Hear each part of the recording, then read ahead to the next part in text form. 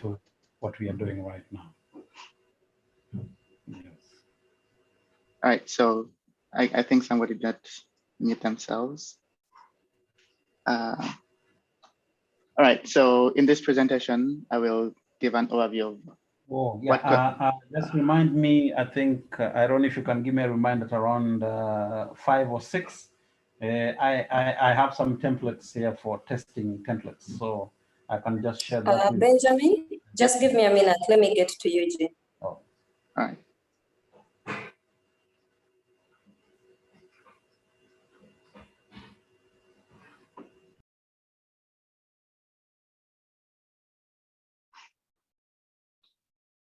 I think we're good to go. All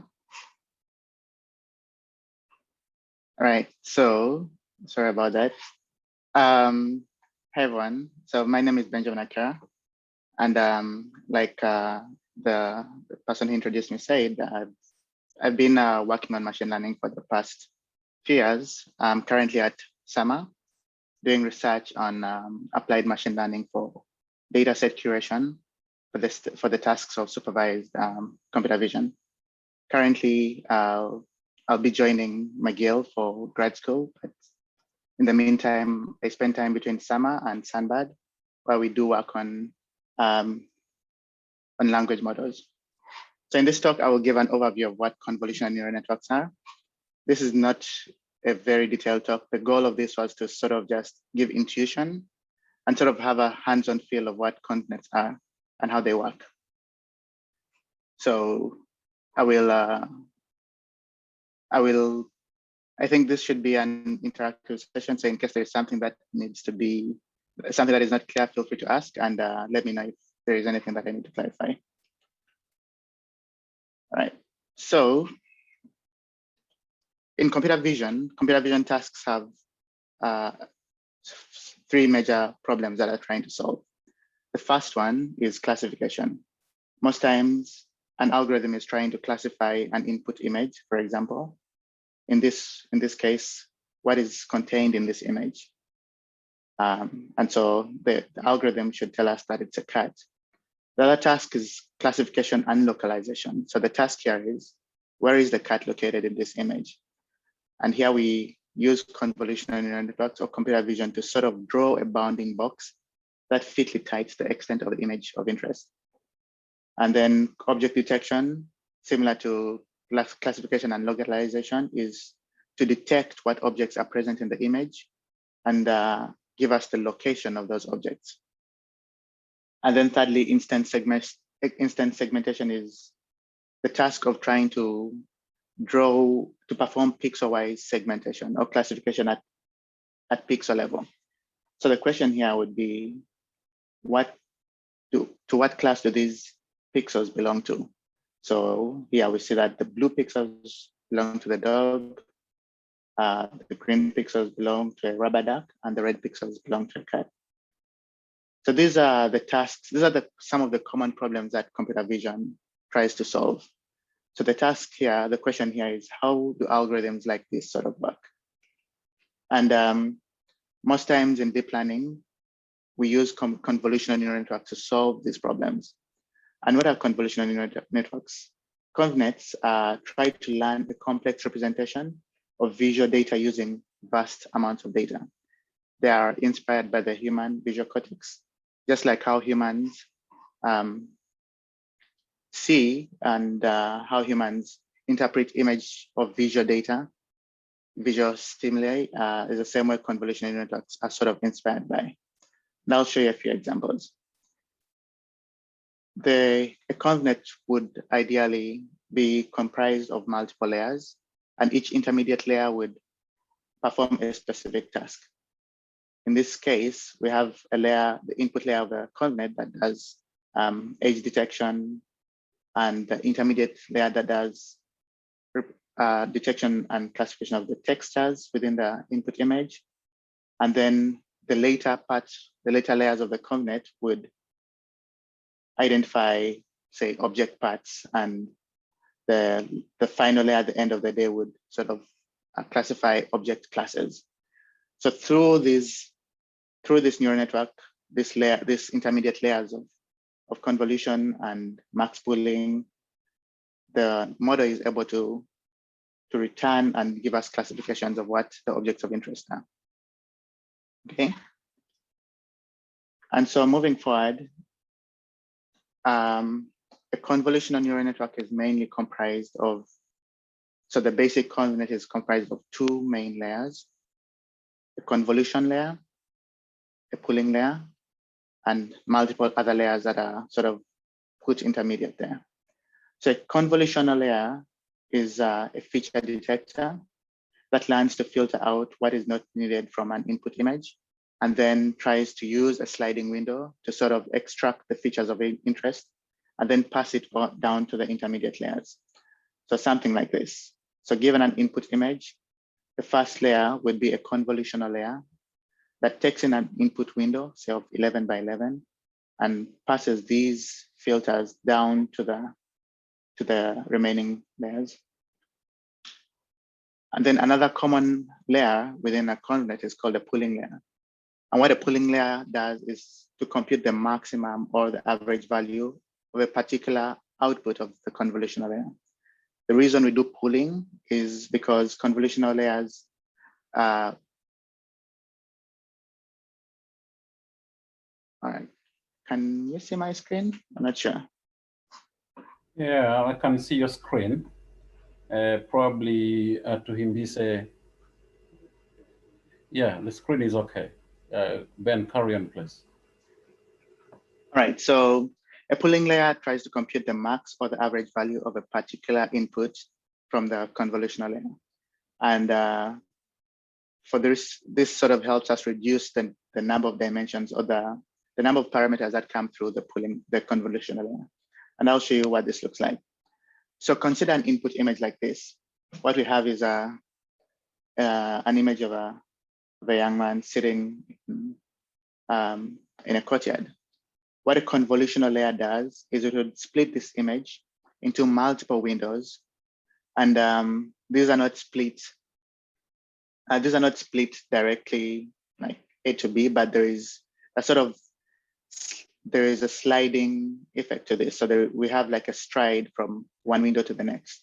So you can see that the convolution would sort of get one small window and then slide to the next, and you'll have some overlapping windows.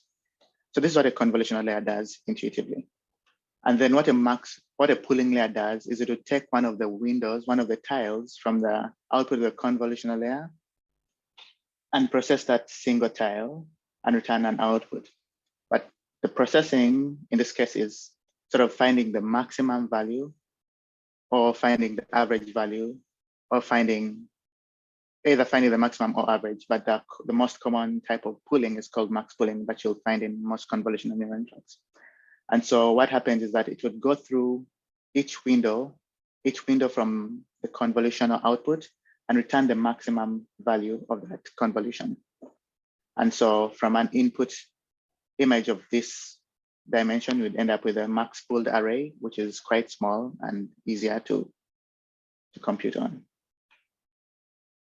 All right, so the complete simple convolutional neural network would have an input image, multiple convolutional layers, max pooling layers, and a fully connected layer that returns a classification of the likelihood of the input image being a target of what you're trying to predict, right? So this is sort of the pipeline end to end. And sometimes they get really more complicated than this, but usually this is what it would look like. All right, so the first half of this was just to sort of give us an intuition, but this is a tutorial. And I wanted us to sort of go down and try to implement this and give a code walkthrough of how this works. So I'll give a few seconds for people to ask any questions on what happens here, and then we can go straight into the code tutorial. Here's a link to the tutorial if anybody wants to carry on and code along. And I'll give a few seconds for any questions on what convnets are and how they work.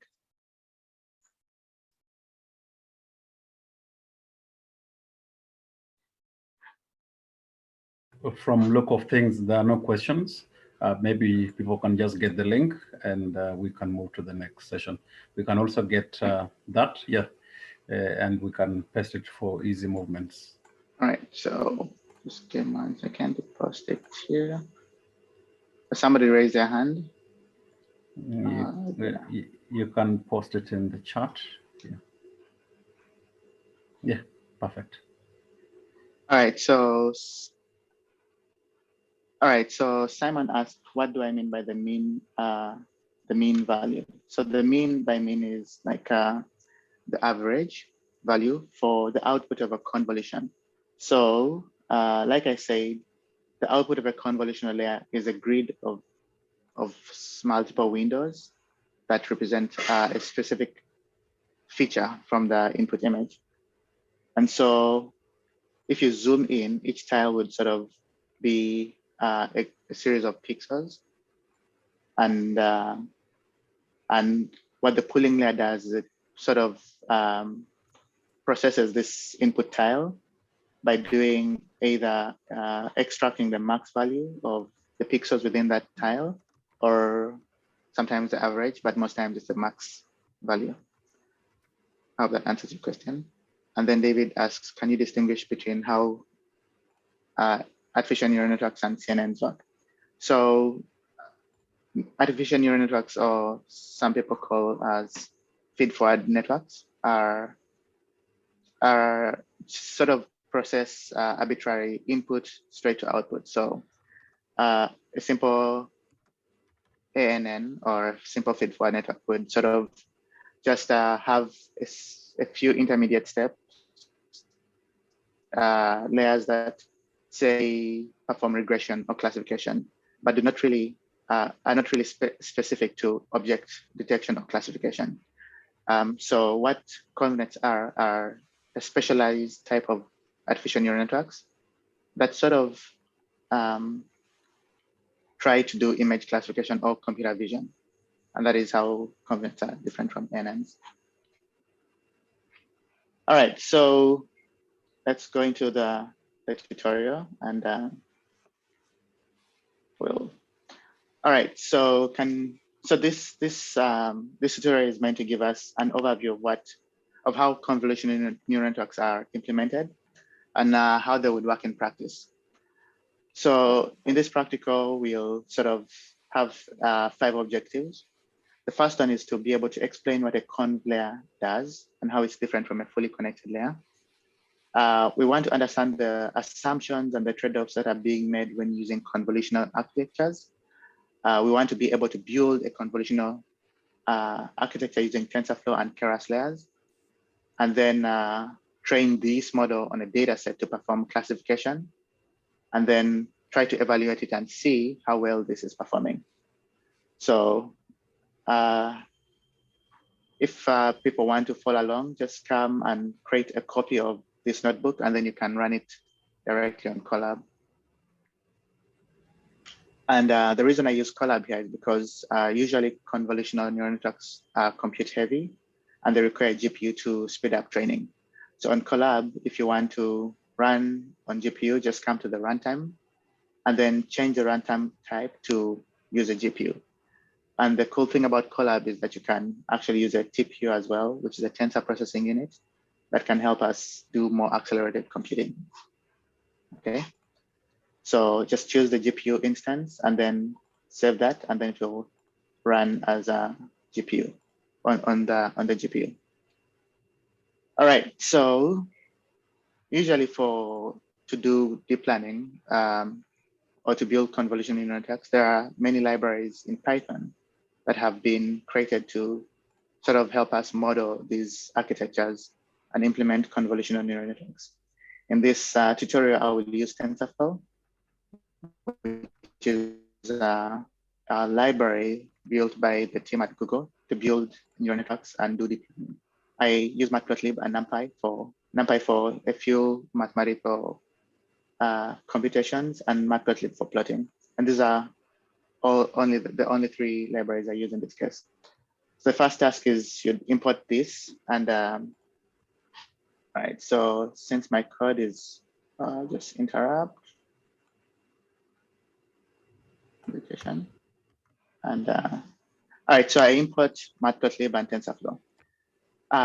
But before I go into this, I wanted to just show you what convolutional neural networks see.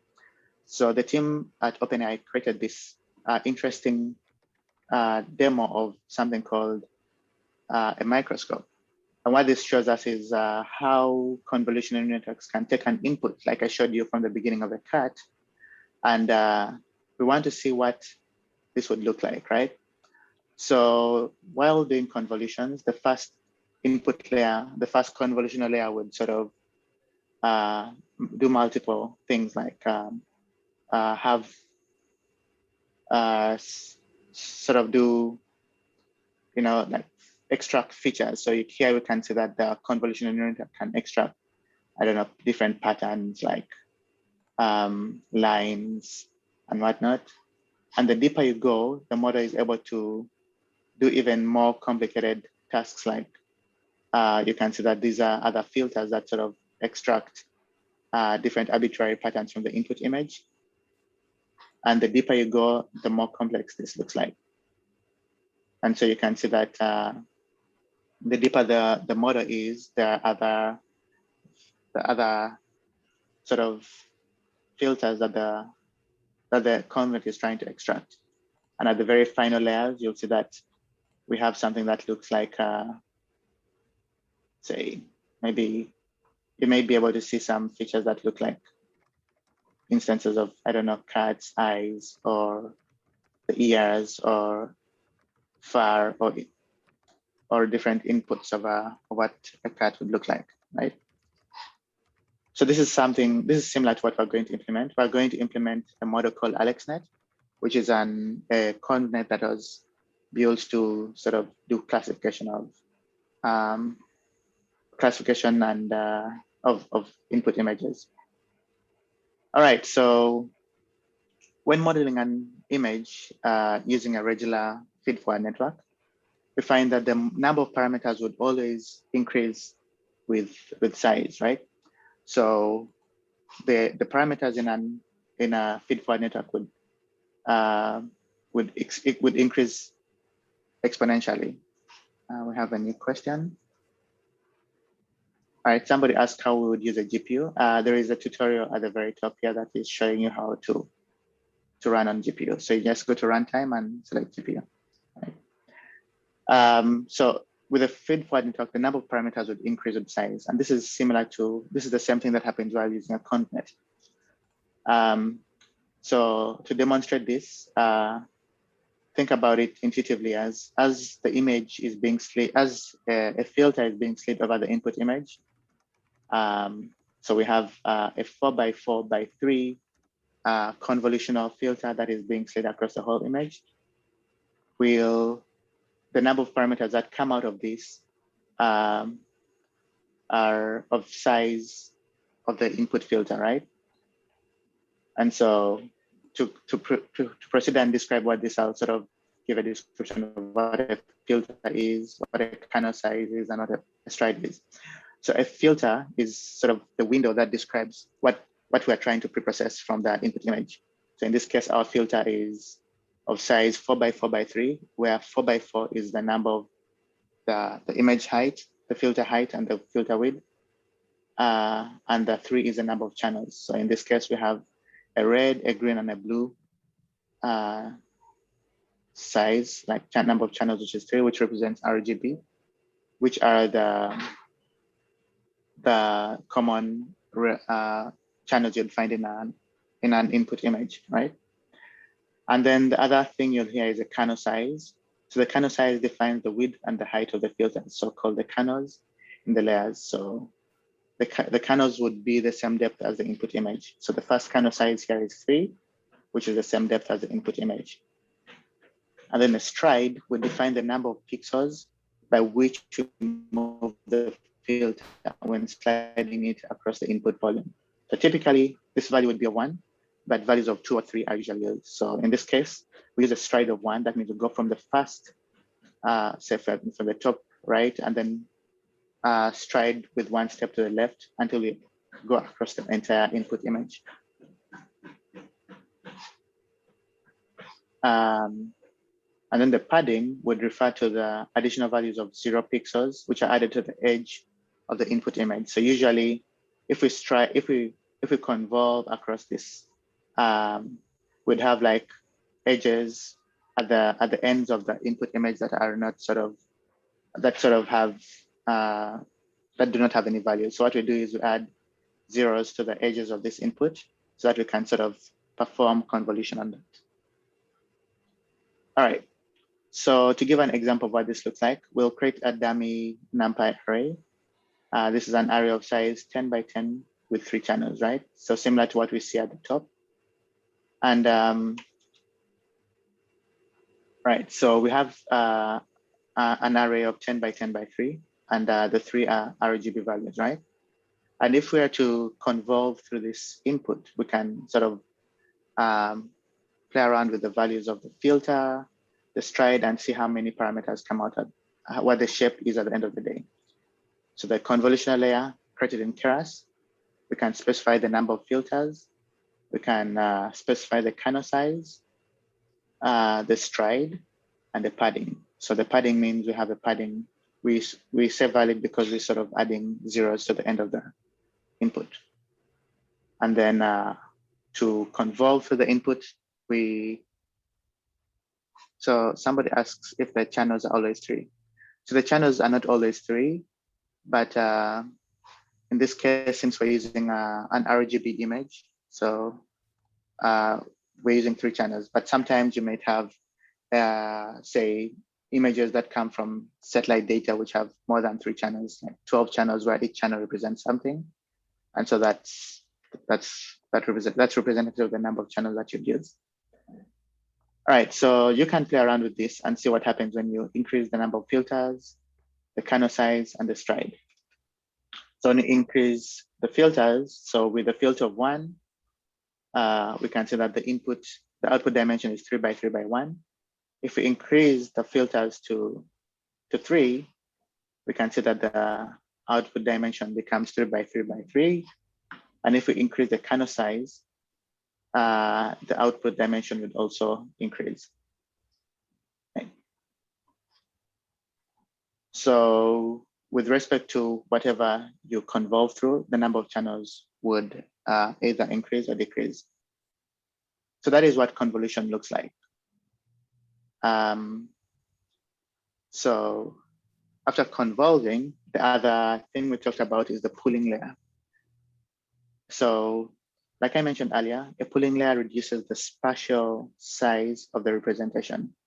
So in this case, if we have an input representation, say, in this case, it's a 4 by 4 by 3, or by a 4 by 4 output from the convolution, we want to sort of reduce the number of dimensions. We do not want to process the whole 4 by 4 array. So what we do is we pool it. So we reduce the dimensions. In this case, a demo of max pooling is we get the maximum value of each square of each segment of the output of the convolution. So in this case, we sort of extract maximum value, which is a 6, and pass it on. And in the next window, we extract maximum, which is a 8, a 3, and a 4, right?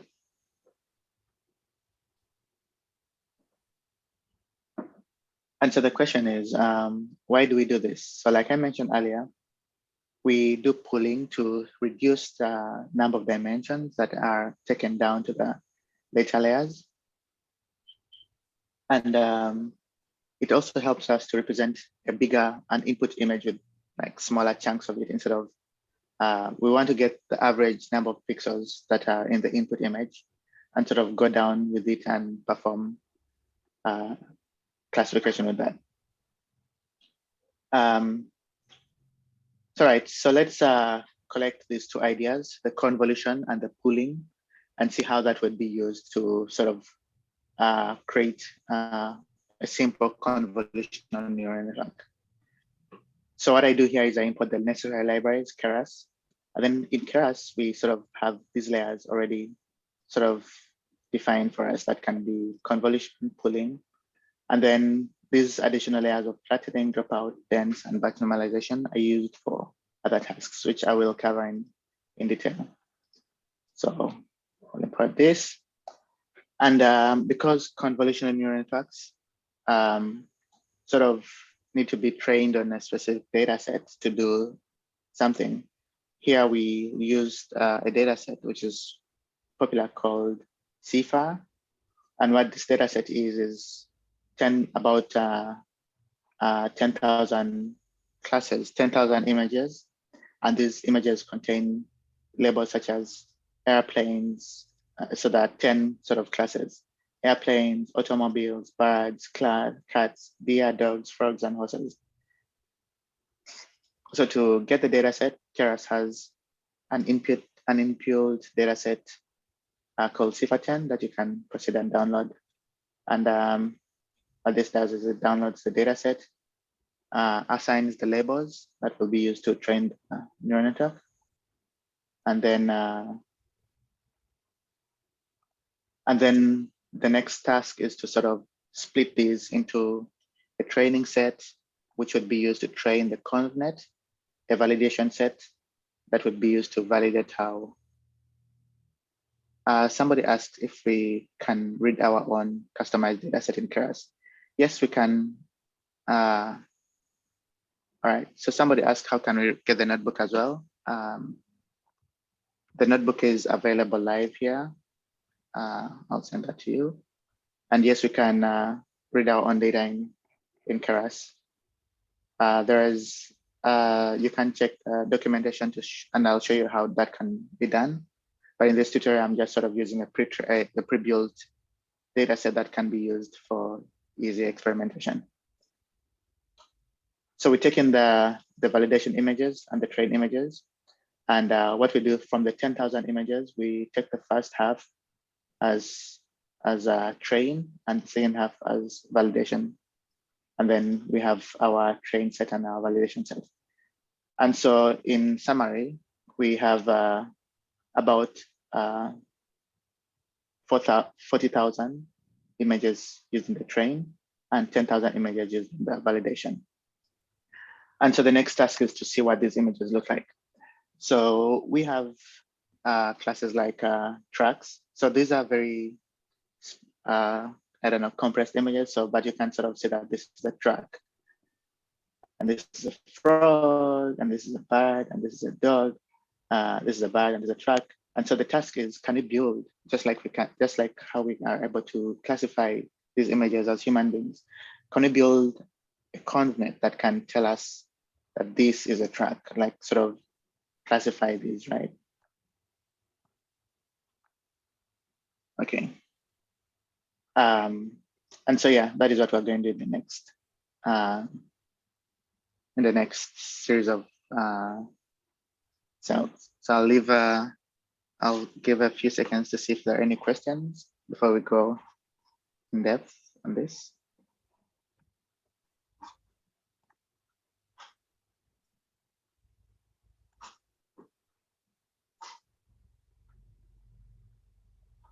No questions. That's like there are no questions. All right. Great. So let us build the convolutional path. So remember, what we're trying to do is implement the convolutional layer and the pooling layer. So in Keras, it is straightforward. There are inbuilt libraries for convolution, like I said. And so we define our model that takes in an input of size 32 by 32. So these images that you see here are very low dimensional images. So they're 32 by 32, right? So here we sort of specify that our input will be of size 32 by 32 and of number of channels 3 because there's an RGB. RGB means that they're colored images, right? If these are grayscale or if there's a black and white, this would be like one channel, right? And we say that we shall use the same padding, meaning that we shall not pad the extent of the image that the convolution does not cover. And out of this input of size 32 by 32, we want to extract want to perform convolution and extract 48 filters from this. And we do a 3x3 convolution, right? So the first layer is a convolutional layer. And then the second layer, we'd say, so what Keras does is it helps us stack layer on top of layer.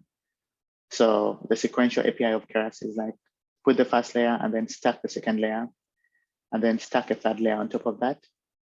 And then another pooling layer, another convolutional layer. So the pooling layer is, say we do a 3x3 pooling and a 3x3 max pooling. And then we do convolution over the 3x3 pooled layer. And then we repeat this until we have a sort of deep series of layers that are doing what the model is trying to do, right? So we can sort of see what this looks like in summary. The input is of, right, I will recommend practical book at the end of the, I have a few resources at the end of this tutorial that will show you what these look like.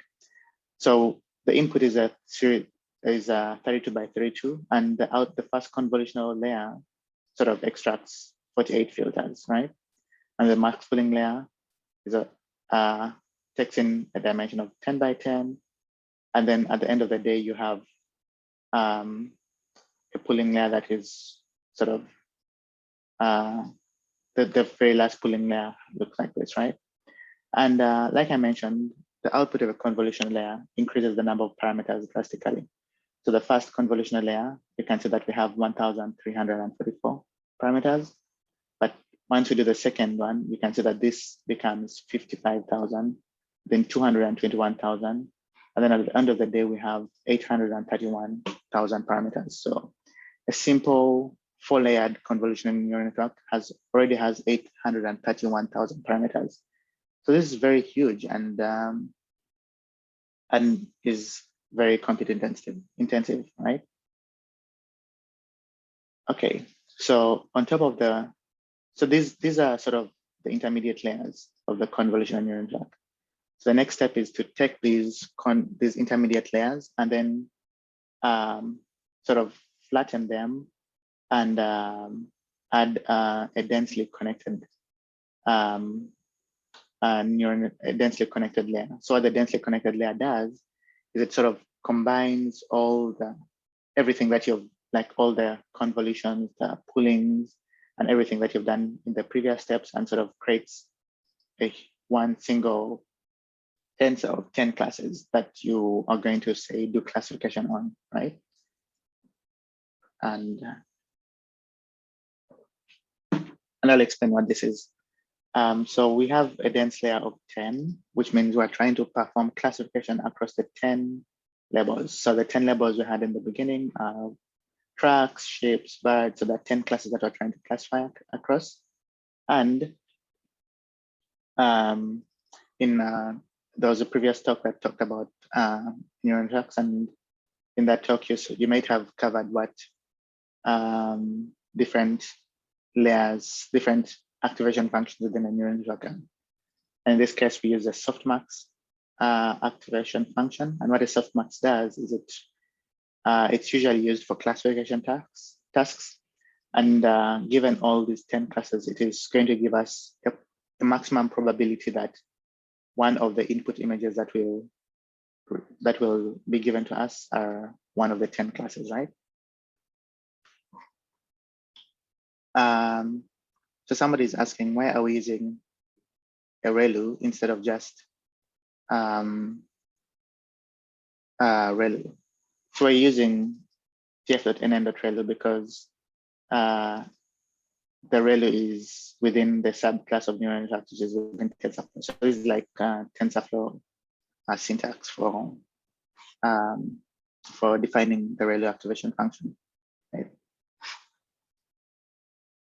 So we go ahead and add these layers, and in summary, we have our convolutional neural network that takes an input, does padding and pooling, and then flattens, and then returns the last dense layer, which will help us perform classification across the 10 classes.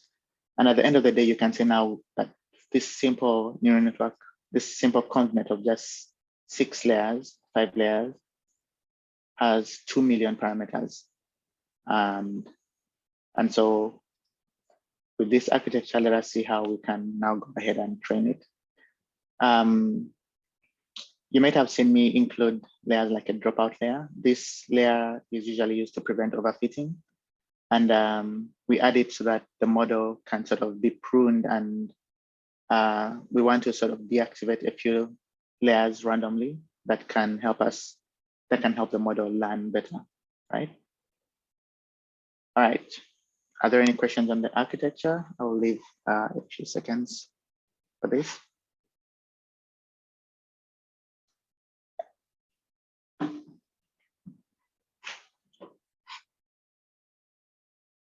Okay, I would assume there are no questions now at this moment.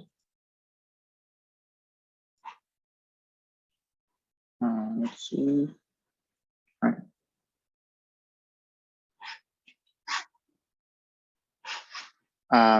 All right, so now that we have our architecture, the next step is to sort of train a model using this.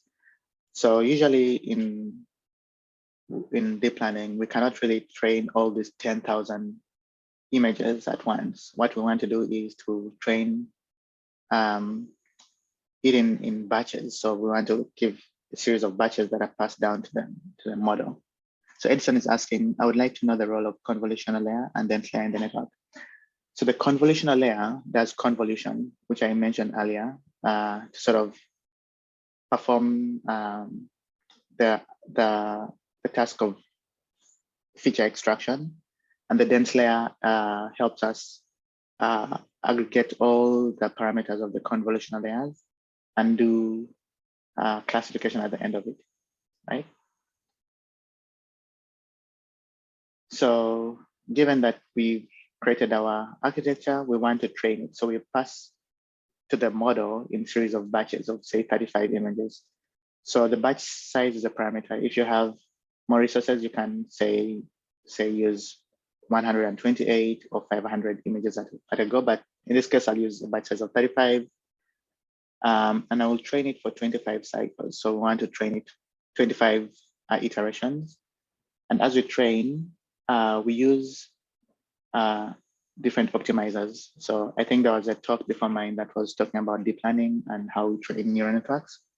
And in that talk, you might have heard of different optimizing. So just like in feed-forward networks, we're trying to optimize for a specific, trying to reduce the error as much as possible.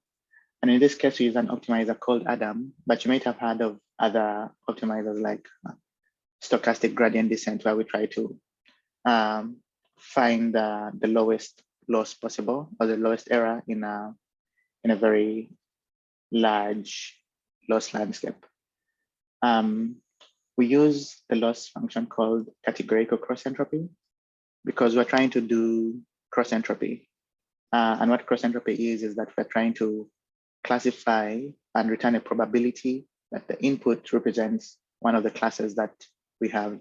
Like we're trying to build a model that gives us a prediction across the 10 classes that we're trying to predict against, right? In the previous tutorials, you might have heard of other loss functions like mean squared error or root mean squared error or cross entropy, but in this case, we're trying to do categorical cross entropy. Again, this is implemented as a library in Keras. And these metrics are among the callbacks that we're trying to sort of find, optimize for. And here we're trying to find how accurate this model will be. So what we do is we fit this, we compile the model, and then we pass the trained images and as the X. So our inputs are the trained images, and what we're trying to predict are the labels, right? Of a batch size of 35 and for 25 epochs. And along with the trained images, we sort of take in validation data. So our validation images and our validation parameters are also passed as well. So we'll train this 25 epochs and see how it looks like.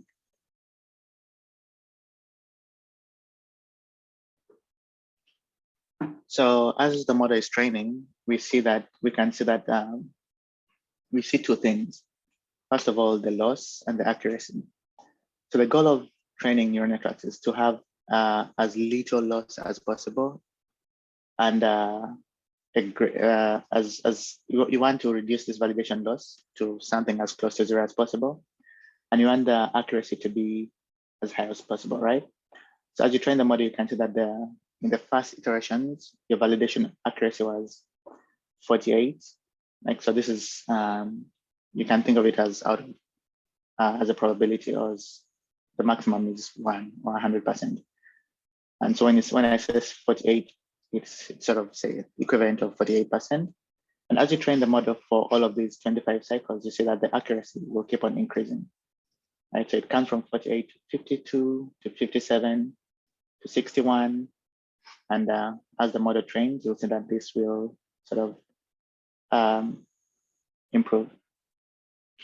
So the reason it's training fast, at least good enough, is, like I said, we're using a GPU to accelerate the computation. And since we have a GPU, most of these convolution, pooling, and optimization is being done on a GPU, which helps us accelerate the computing. So we let it train for a few seconds. So it will take about 2 minutes to train. And as it trains, I'll sort of be here to answer any questions that are there. And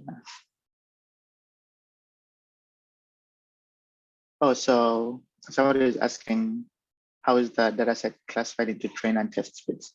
So at the very top, I sort of showed. So we download the CIFAR10 dataset, and we manually just use 10,000 of them.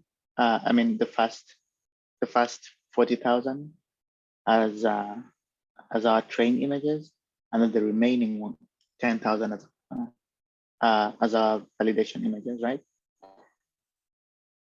So this is just a very straightforward way of, just think about, we have 40,000 images. You just remove 10,000 of them and use them as a validation set, and then the remaining 40K, I use them as our train images. So we have 40,000 images for train and 10,000 images validation.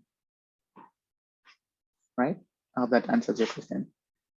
This is not the best practice. Usually, sometimes you'd want to do some additional things like shuffling and randomly selecting from a different distribution, but here I just sort of sliced and used 10,000. Okay.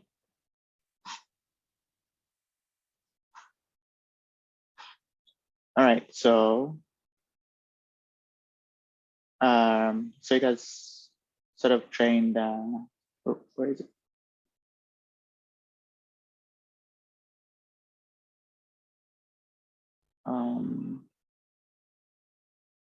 Okay.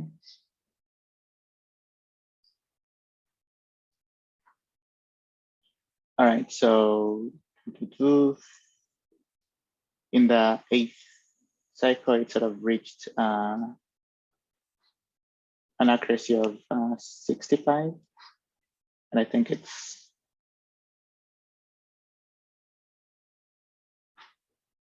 being a bit slow, but all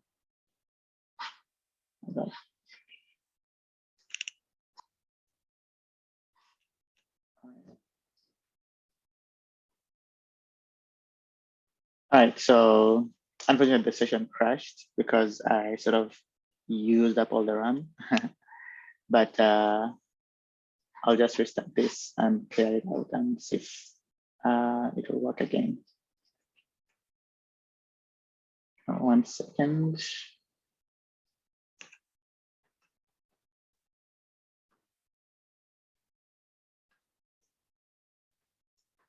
All right. So somebody asked, how do we label the images? So there's so many ways you can do this. One way is you sort of think about it as having your images in different folders. Each folder represents a specific class. And so you can sort of have one class, one folder that has all the cat images, another folder that has all the dog images, or whatever other classes you have, and then use those folders as the different labels. So in Keras, there's support functions to help us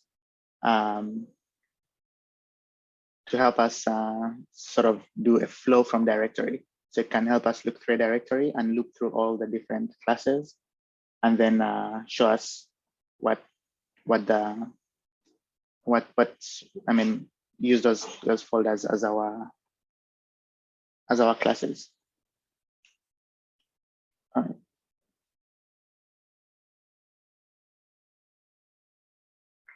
All right, so as this is training, I'll sort of go ahead and show you what it would look like at the end of the day. So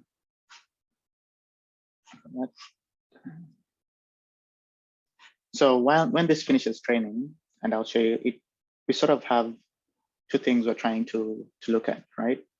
So our training and our validation loss. So the model sort of within the 25 epochs, we can see that the loss or the error reduces, right? So it reduces from 1.6 to about 0.4, and the validation loss reduces. But then at some point, the validation loss reduces and then begins to increase. And this is not a good thing. And what this means is that the model is beginning to overfit. What you want is a model that the validation loss would go and be as low as possible. So a sign of overfitting is that if you're training a neural network and your loss curve, your validation loss curve is sort of above the training loss. That means your model is sort of fitting too tightly on the training data that it does not really generalize well, right? So the curve will sort of begin to increase. So the error will begin to increase. Same applies to the accuracy. We could say that the model was learning, but then at some point it began to plateau and become sort of straight. So what this means is that the model is overfitting and it's not really learning. So we want to say building a neural network, a convolutional neural network is not enough. What we want to do is have one that really works well. And so the next step we want to do is to sort of to improve this. Now sort of go through the next steps to improve this. So Edson is asking, why do we need loss and optimizer while compiling the model? So we need the loss and the optimizer because these are the objectives. We're trying to reduce the error. So the loss is the same as the error. We're trying to reduce the error as much as possible. But how do we reduce the error? We reduce the error by using an optimizer. An optimizer is what helps us train the model to reduce this error as much as possible. And in our case, we use the optimizer called Adam. But there are other optimizers like stochastic gradient descent that are commonly used to reduce that loss.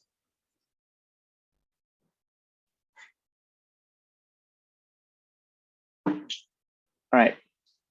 So how do we reduce overfitting?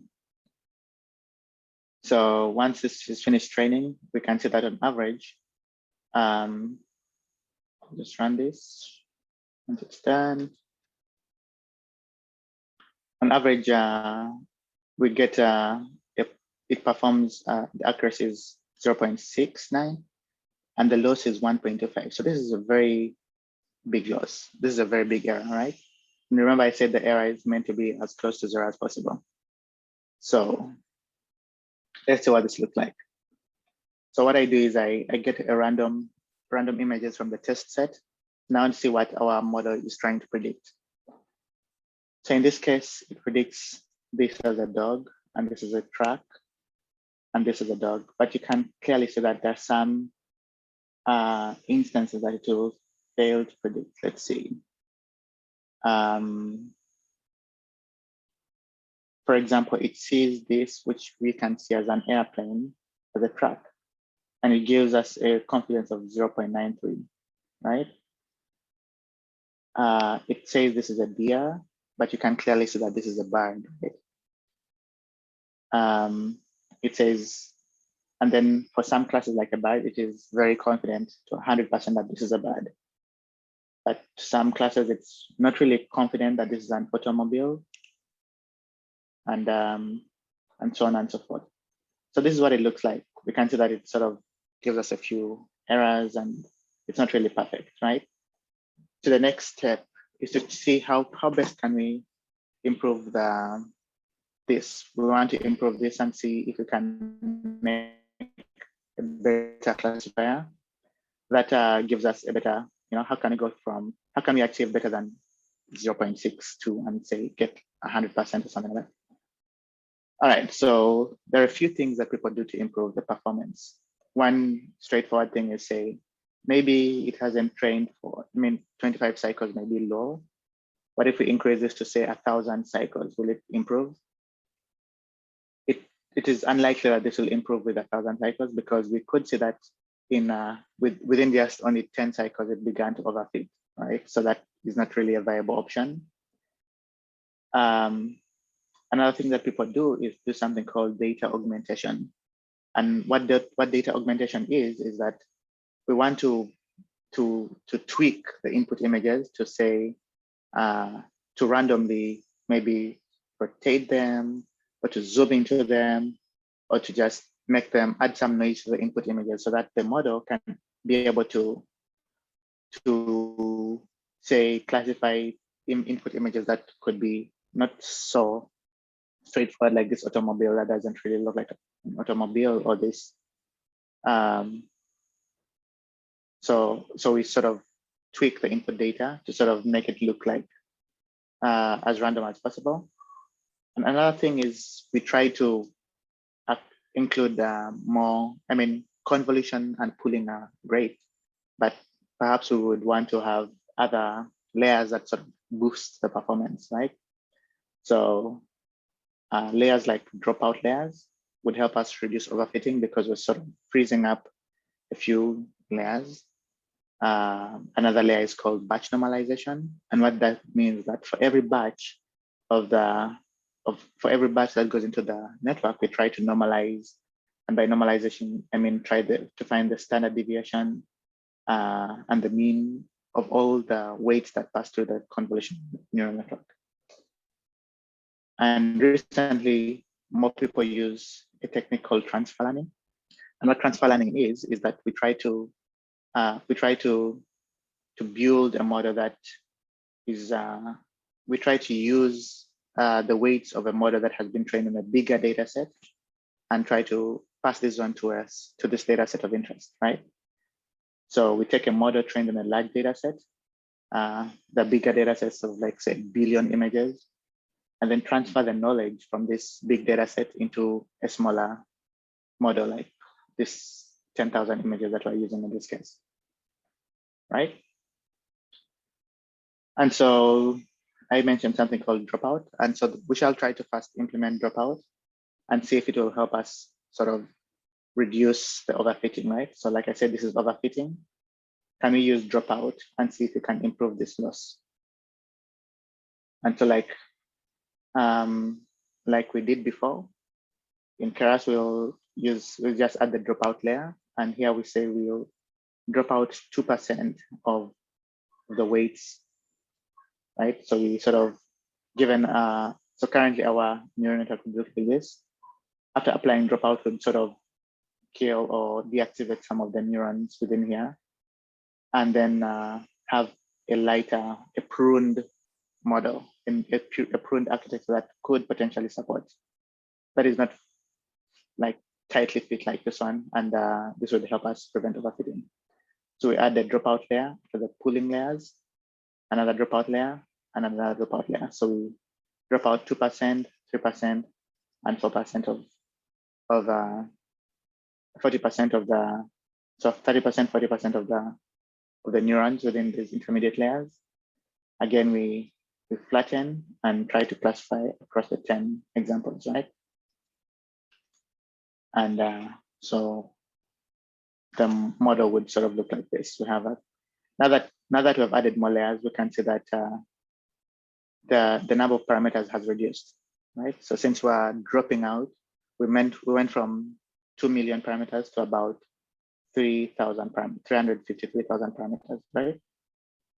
And then like before, we use a batch size of 35, we use Adam, and then I'll call this the second model, model 2, and then train this for 35 cycles. So I'll leave this training as we see what it looked like. So when this finishes training, we'll see two things. First of all, the loss is now lower. Okay, so Samiha is asking, how do we determine the percentage of neurons to drop out in the dropout layer? So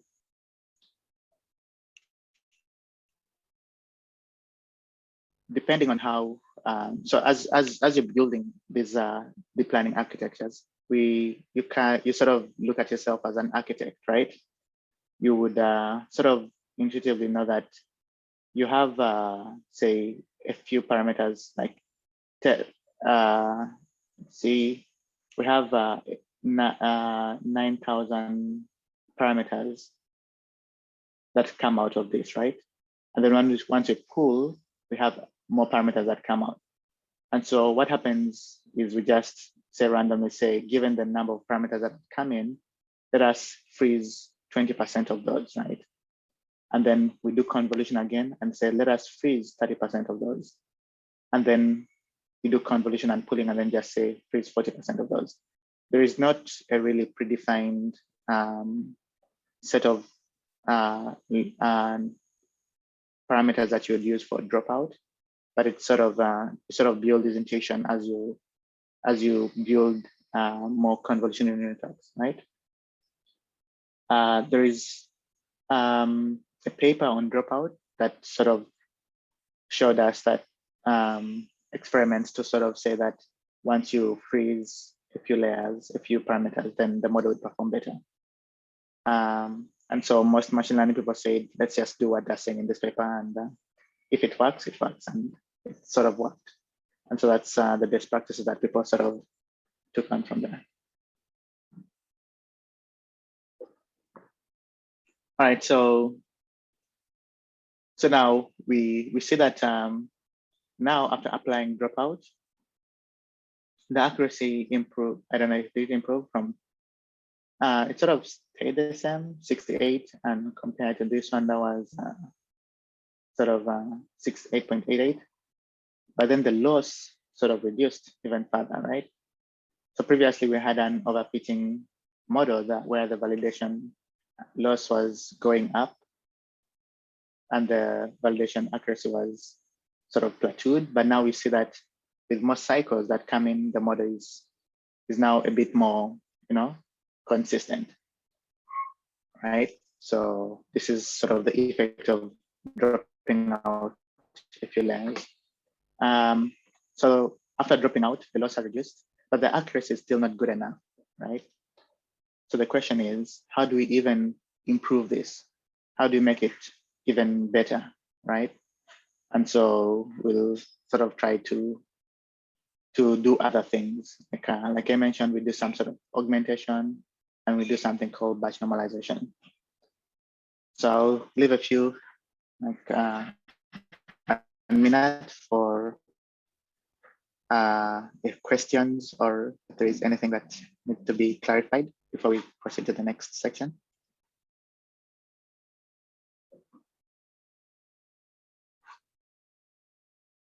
Give a few, like 2 seconds, 2 minutes.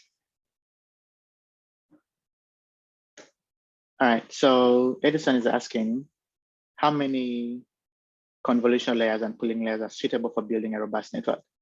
So most times the reason deep learning is called deep is because people realize that with only one intermediate layer, like a shallow network with only say one convolutional layer wouldn't really perform as well. It would just sort of perform convolution and then classify. But then the deeper the models were, people like if you use a deeper model, like in this case, this is like what I showed you earlier is a model called AlexNet, which is similar to what we've implemented, 7 layers, not so complicated.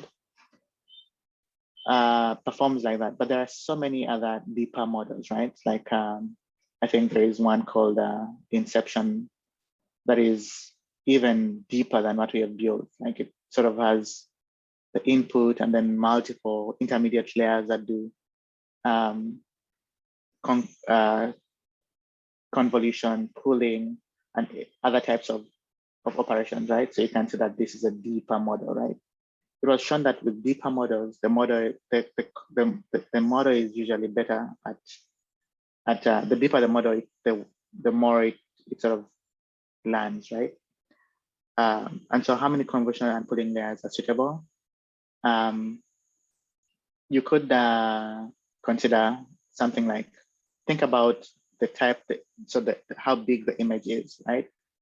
So like I mentioned, if we have an input image like this, how many times would you want to break down this image to say a specific number of convolutions?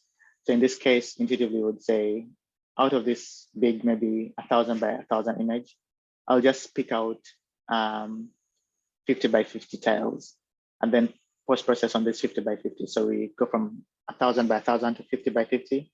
Then on those 50 by 50, we can do convolution on those 50 by 50 until we have a small enough, right, pooled array that we can then perform classification on, right? So you could just think of this as an architect again and say, given an input image, can I see how many convolutions I need to do to make it as small as possible? And how many times do I need to pull it so that it's just a tiny one?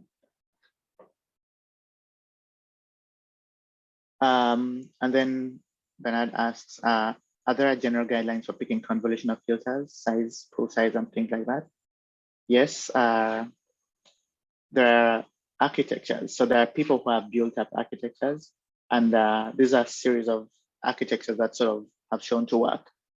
And so the guidelines that most people follow are from the experiments that people run, like the AlexNet model that showed that it would, by stacking 27 layers, we're able to really perform classification of, say, cats and dogs or the images from ImageNet really well. But then more people sort of stacked more layers and say that, oh, we can actually stack more layers and do things like better classification and improving the performance, right? So the best practices are usually just through experimentation, but also through following the research that most people have done, right? So it's more of an art, an architecture, and more like being an architect, but also just doing the science of research and seeing what people have done before and what works for you. All right. Ben, we have more questions in the chat, 2 of them. Question from David is asking, at what scenarios do we need a TPU over GPU and vice versa? Okay, so we need a GPU usually when, so let me just the hierarchy. A CPU is sort of just doesn't really support for parallelism. I mean, sometimes you might have a 4-core CPU, but doesn't really perform as much computation as you would do if you had a GPU. So what a GPU does is it gives you the ability to spread out your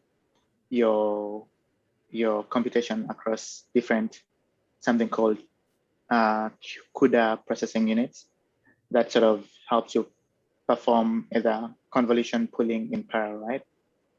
And then a TPU is similar to a GPU, but performs something called tensor processing units. And what a TPU does is it's sort of specialized for tensor processing. And you would use it if you just want to, if you have very huge arrays that are coming out of your convolution, or the outputs of your model is sort of performing computation on huge chunks of data, right? And you want it to be as efficient or fast, then you'd use a TPU. But most times, most people would use GPUs because you're sort of using the CUDA environment that TensorFlow has, and most of these other deep learning frameworks already support. And then Elb is asking, in machine learning, there are ANNs, but also CNNs. There is also a classifier. What is the difference between using a .csv file in NNN and the CNN? Or can you pass numeric data as input to a convolution neural network? So yeah, that's a good question. Usually neural networks take in numerical values. So the images that you see that come out of these are transformed into pixel values. So if you think about it, an input image here, after doing convolution, we sort of have integers or numerical values that are then performed, that are used for each pixel here represents a numerical value between like an RGB, like an RGB value that is numerical, right? And similar to what you're doing in ANNs, you sort of just you're then doing computation on those numerical values. But the difference is that by using convolutional layers, you're able to process these numerical arrays or these pixel values in the fashion that a convolutional neural network could help to sort of improve, to sort of do the specialized task of image classification, right, or computer vision. We still have one more question from Yasin. Okay. And Yasin in the chat is asking, is it overfitting that brings that high loss or any other factors? Right, so it's overfitting is one of the reasons that the model is not really performing well. So like you can see here, it's sort of, the loss was going down, but the model stopped learning. And so it sort of just started to plateau. One of the reasons is because it is overfitting, but the other reason is maybe that the network is very shallow, but it is not really, it's just two convolutional layers, or three convolutional layers, and it is very basic and it's not really learning as much. So the reasons the loss could be high is because first of all, the network is shallow. Second of all, we're only training for 25 steps. And also our data set may not be big enough. So we have only 10,000 images, 40,000 images, but most times these convolutional neural networks require a lot of images to generalize, right? So we need like in the tens of thousands or the hundreds of thousands of images to be able to have a good enough model. But yes, overfitting is one of the reasons. And we saw that by dropping out some of the layers, the model was able to generalize better, right? And you saw that the validation loss was lower.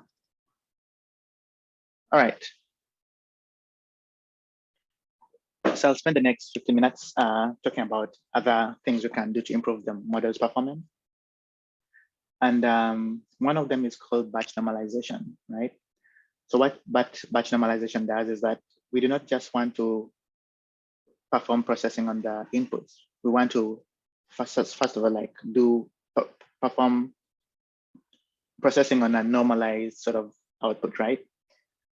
So normalization is finding the mean and standard deviation of all the weights that come through from the convolutional layers.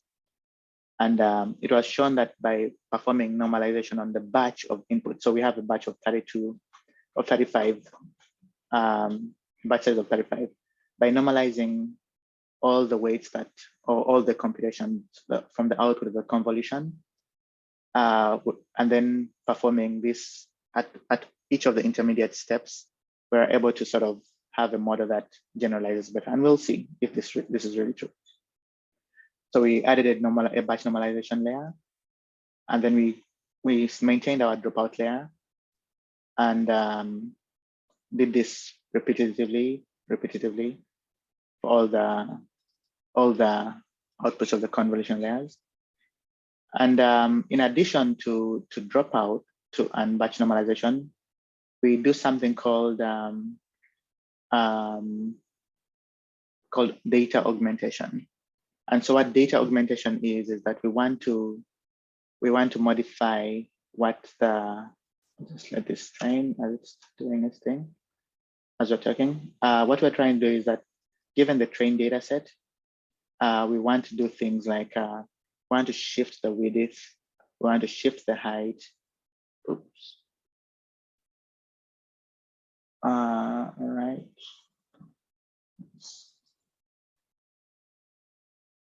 I'll just reconnect this.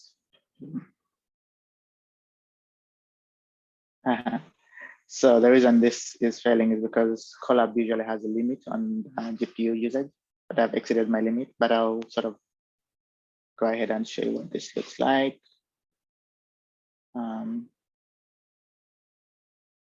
Okay. This is frame time. No.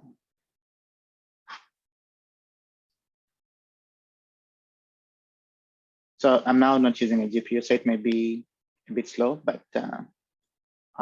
we'll see. All right, so we add data augmentation as one of the things we do. So here I'm just doing simple augmentation. I am reducing the width and reducing the height, and I'm flipping the images randomly. So I sort of flip them. By flipping, I mean I sort of change them, so like upside down, downside up, sideways. But this time I'm doing it horizontally, so I flip them upside down, right?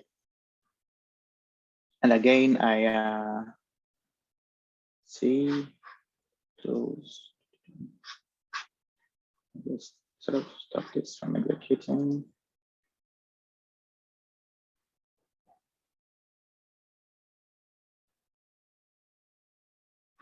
Okay. So it will be super slow. And let's see if I can just get.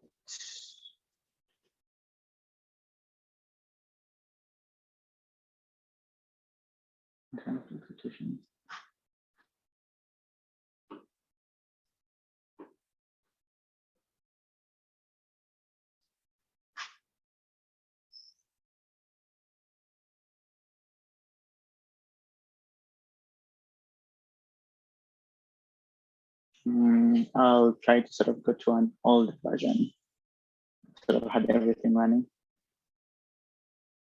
Okay, the version from 7M. 1 second.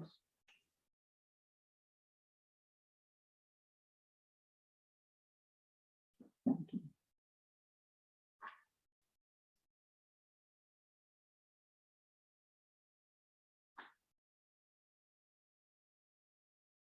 1 second. All right. I'll just sort of show you what it looked like at the end of the day. So after adding the augmentation and batch normalization, we did the same thing as before, and we let the model train for 25 epochs. And then now that it finished training, we sort of saw the loss and the accuracy. This time the loss went from 1.4 down to say that, and the accuracy went up to about 80%, right? And on evaluating this, we sort of saw that the final loss was about 0.5 and the accuracy was about 81%. So this is proof that by adding batch normalization and some sort of data augmentation, the model was able to generalize better. And so through these different avenues, we're able to train a model that is sort of a bit more robust and generalizes better to instances of things like sort of does not overfit, right? So you can compare this with normalization, batch normalization with dropout, and with data augmentation, so that the model is now able to perform better than this, right? So we went from 60, from a loss of 1 to a loss of 0.9 to a loss of 0.5. and the accuracy went up to 81%. Right. So this is it in summary. I've sort of shown you how to build convolutional neural networks that sort of help us achieve the task of image classification, but also we've shown how to sort of modify our neural networks to be more robust to things like overfitting. And we've sort of seen how these models can be improved to generalize better. So the next 10 minutes, I would like to spend, I don't know, answering questions that there may be, and sort of giving you a few tasks for your key takeaways. So we've sort of trained a simple convolutional network. We've improved performance by tackling overfitting. We've implemented dropout and batch norm layers. And so your task moving forward is to see if you can improve this even better. So through this tutorial, I was able to achieve an accuracy of 81%. But if you could try to see from some of the takeaways through this presentation, can you make it even better? Can you sort of see if you can achieve, say, 90% accuracy? You could also try to change things like the number of layers, the types of and the size of the layers, would the different filters or the different filter sizes change? Would the different padding strategy change? And the goal here is to see how will all these strategies affect how your model will perform at the end of the day. And here we sort of built a simple neural network architecture, but there is more work on architectures that are even more robust. Could you try to sort of see how to implement models like there is this one called Akera, ResNet, right? So there's a link to ResNet. I think that's a lot. So it's ResNet.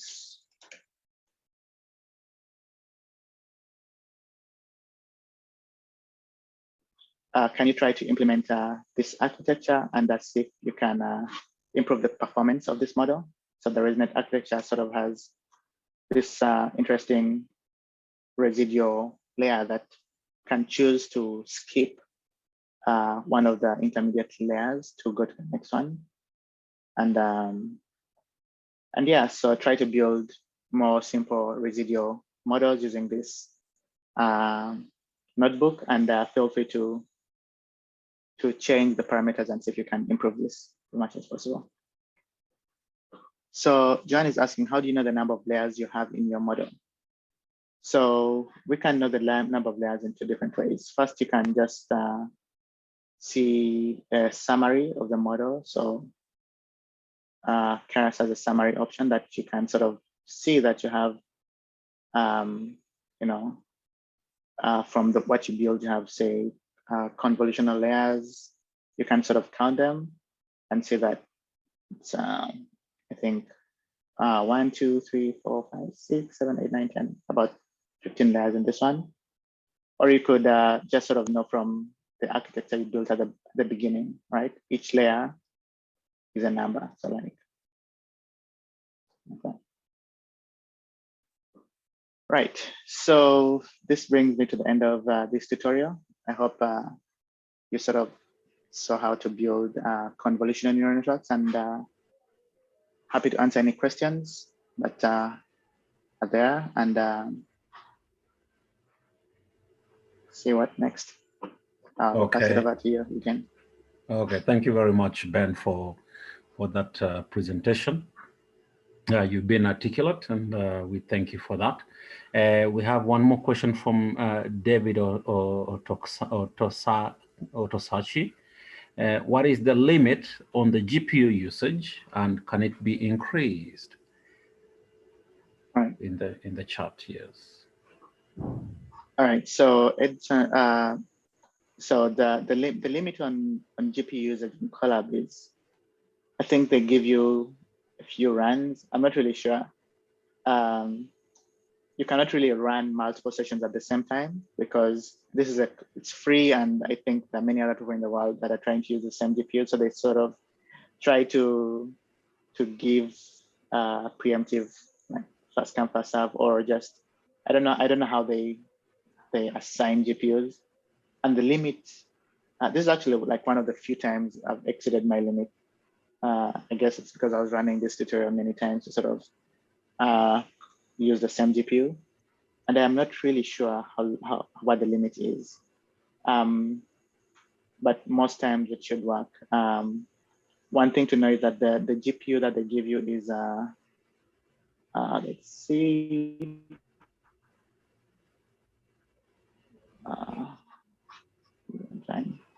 is an NVIDIA Tesla that should usually work for simple neural networks. And these are not like really high-end GPUs, and you can't really use that to, train on a billion images, but it should work for very tiny neural networks. It cannot, I don't think it can be increased, but I think they have a pro version, a pro version that you can pay for, and I think usually can help you have another limit, like more pro access to these things, right? Edson asks, what is the purpose of the flattened layer? So what the flattened layer does is that at the end of convolutions, you have you need to sort of have a fully connected layer. A fully connected layer is one that concatenates all the. I did not show you this at the beginning. And then dropout. Oops. So a fully connected layer is one that connects each input to every other output, right? So you have like a fully connected layer here and a fully connected layer. It simply means that all the intermediate neurons are connected to every other neuron, right? And the purpose of this is to pass weights, to share parameters across the whole network. But also it is to help us, in this case, have a small layer that can then be used for the classification task. So if we have a flattened layer of only 10, a flattened layer, we can then have a layer that is used to perform classification in the next stage, right? So we connect, we have a flattened layer, and it sort of makes it a long flat tensor that is then used in the downstream task of classification across only 10 classes, like 10 neurons.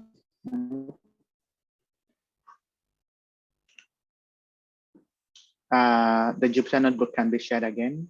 Yes.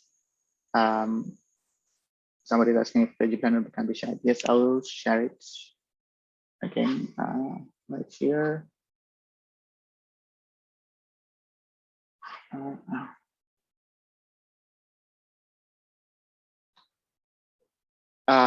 If the loss is big, can the model give good results?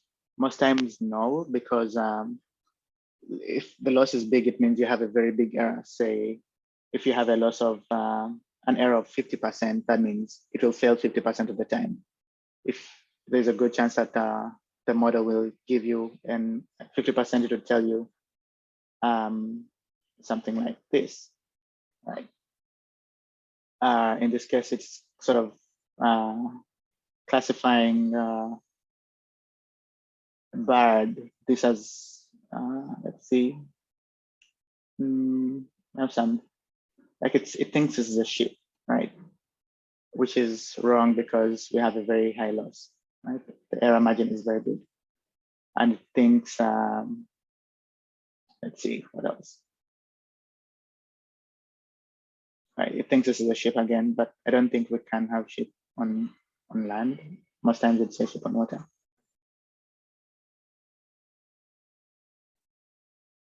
Okay, thank you very much for that, Ben. I would like to give Eob an opportunity to speak to us because he did not get your answer earlier on. So Eob, okay. You can talk to us, please.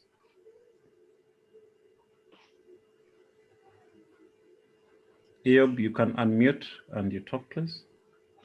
Okay, thank you for your presentation again. Let me ask a question again. As I asked previously, in CNN, or CNN is composed of two parts of feature extraction. As you know, composed of two parts called feature extraction and classification. But at the time of ANN, we can conduct this once at the classifier, and the time of CNN, it is classified into two parts: feature extraction, finally fully conducted, or into one-dimensional part. What difference of using the .csv data in ANN and the CNN? Because of there is already extracted data, or there is already data that is changed to numeric form. Mm-hmm. What the purpose of using CNN in? Right. So just to describe, like I said earlier, CNNs or coordinates help us to process image data, right? Primarily, they're sort of specialized to perform computer vision, right? And so most times, image data would be represented as pixels. So you have a folder with photographs, or a folder with images of, say, cats and dogs, right? And then this sort of data format that you'll usually see is what is passed on to a CNN. In most times, ANNs or feed-forward networks can support numerical data, right? So numerical data can be stored in, say, a CSV file. You have different rows with different values. And so the reason we can use a CSV as input to a neural network, but the dimensions of the input layer of your convolutional neural network usually say height and width, right? So the height of 32 by 32, just like a photo would have 32 by 32. Well, if you have a CSV value, you cannot really have height and width, right? It's just, say, a single numerical value that is like one-dimensional, right? Or it could be one-dimensional with multiple layers, right?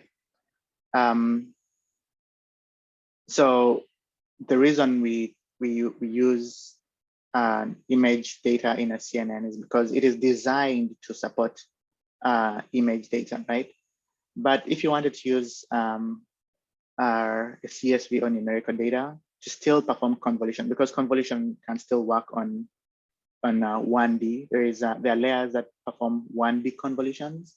So you sort of pass in your numerical CSV value as a one-dimensional tensor, and then instead of doing 2D convolutions, you can do one-dimensional convolution and say just the one-dimensional input values from your CSV file, right? So the difference is with feed-forward artificial neural networks that do not support convolutions, you can mostly pass numerical data and then have a classification, like a regression or classification task at the end of the day. But a convolutional neural network is sort of specialized for image data. And that is why we use images in like data directory formats instead of CSV files. I hope that answers your question.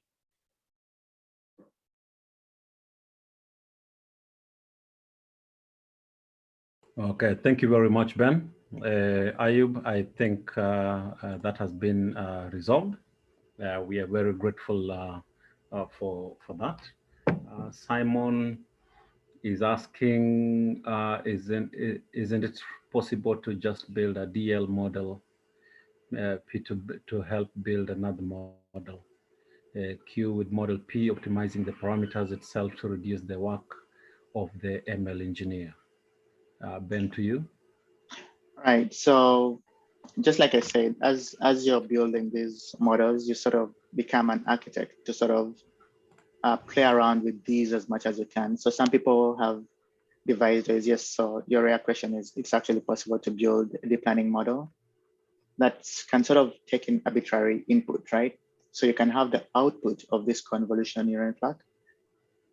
Remember, the output is a tensor of 10, and then pass this into another model that is sort of does a second step of doing something else. So in this case, we're trying to do only image classification, but then you can have another model that does maybe regression on the numerical values that the input could have, right?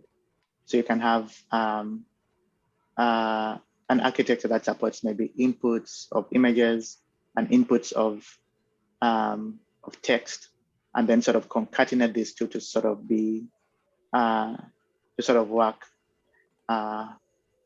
together. So you can have the output of the first neural network into the input of the second neural network, and then optimize for both of them. There are other places that this has been used. Nowadays, there's a series of neural networks called generative adversary networks, and these are used to sort of synthesize realistic images. And so what GANs do is they have one model that is sort of generating images, and another model that is classifying these generated images as either realistic or not, and the model learns to train an end-to-end network that can generate new images. Okay, thank you, Ben. We have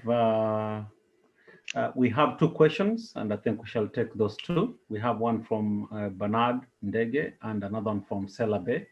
Let's go first with Selabe. Selabe, you can talk to us, please.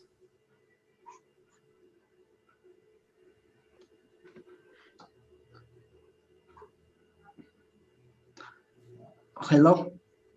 Hello. Can you hear me? Yes, we can hear you. Okay, thank you so much for giving me a chance. Actually, I'm latecomers. I don't know whether the question is raised or not. But what I wanted to ask you that just whenever we are thinking about convolutional neural network, just CNN is able to extract a feature automatically from a given image. And the other one is CNN also allow for us extract features.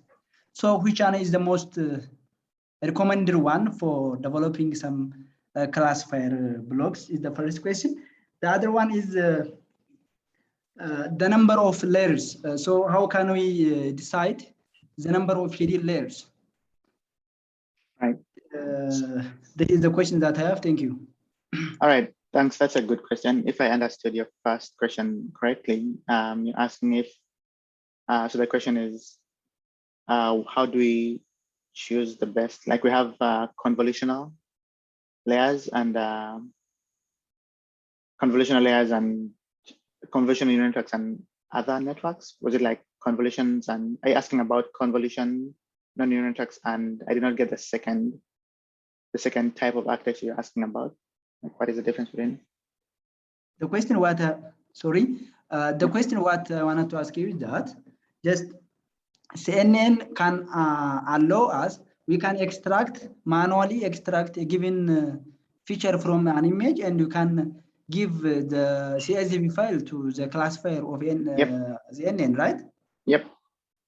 On the other hand, CNN also able to extract the necessary feature from the given image and can classify it. So which one is the most recommended methods while we are developing some classifier models? Right, that's a good question. So while you're classifying from numerical data, okay, there is sort of,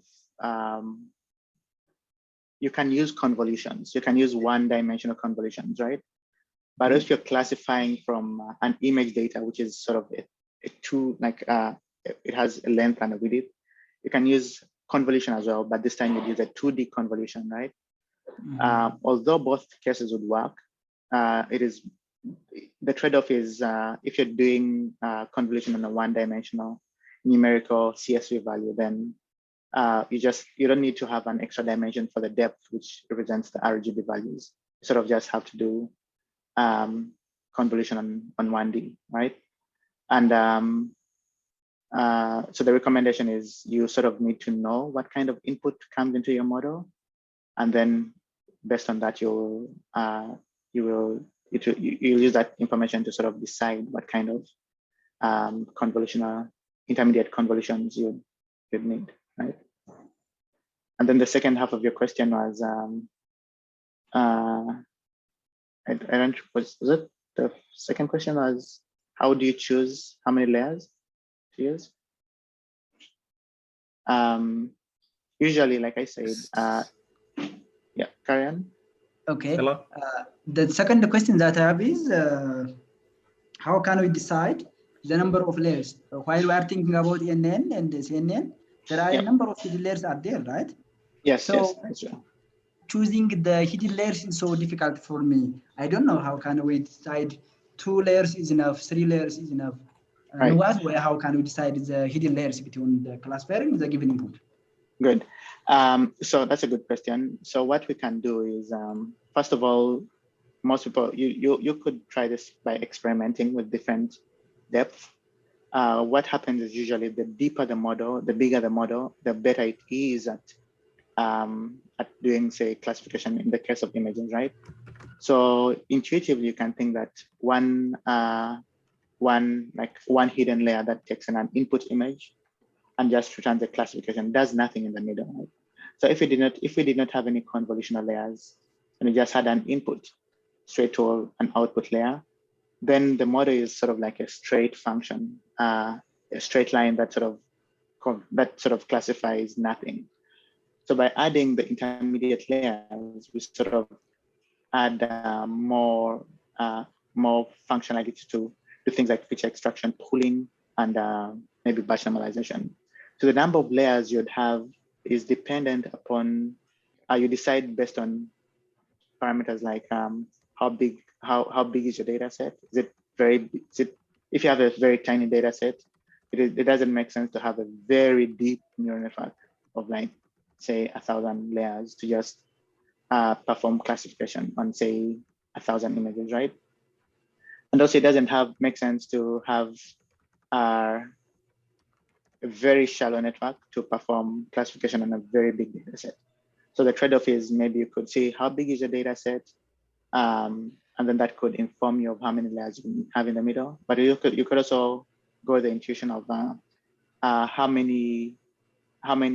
much does it take for your data set to be compressed into a form that can easily be classified. But what most people do is there is research that has been happening in this direction of developing architectures, and there is different architectures for different tasks. So in this case, what we implemented was a 7-layer neural network, which is research that came through a paper called AlexNet. So this architecture goes by the name AlexNet, which is 7 layers deep.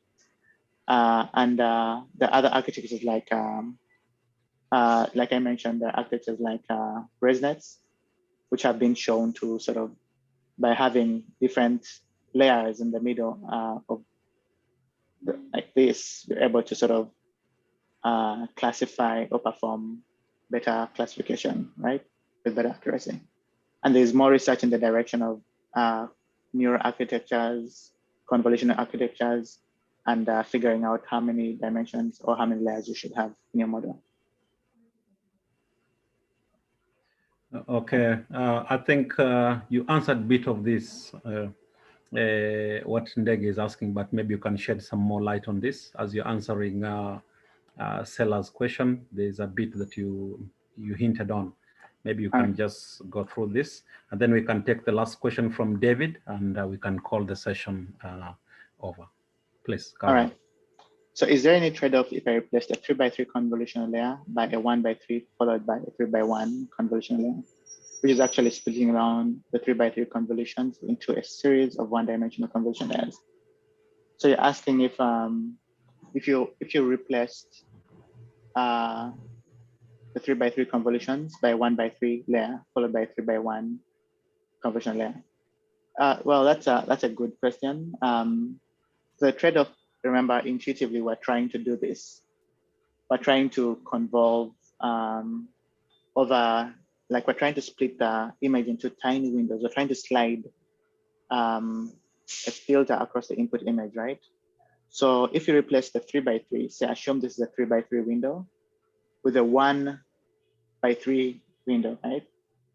instead of convolving over a rectangle, instead of convolving over a square, it's sort of be convolving over a rectangle, right? So like one tiny rectangular window instead, right? And then what would happen is that in your pooling layer, you'd sort of have a 1/3 pooled vector. Like instead of pulling through say a 2x2 or a 3x3, you now be pulling through a 1/3. The trade-off is that you might end up with a bigger convolutional window, like more parameters, you know, like more or like a bigger array to sort of perform pooling on. But if the gradients, if the weights sort of propagate to the next layer, it should most likely work. Right. As long as you're able to sort of propagate the weights through the entire model. Okay, thank you. And lastly, David is asking, can the neural network module in scikit-learn library be used in also building this model? Most likely, yes. The only challenge with scikit-learn is that some of the layers, some of the layers haven't, I mean, you could use scikit-learn's convolutional layers, but then you'll have to implement some of these things, so like the kernel sizes and the activation functions are not really inbuilt within. I mean, they're inbuilt, but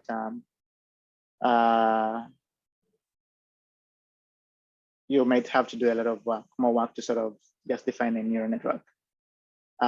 So I would actually recommend that if you really want to understand how to build your own architecture by building a convolutional filter and then implementing like a size of 3x3 window and then doing the same downstream. So it can work, but it may be more work for you as well, which is good because you might learn how to implement this from scratch.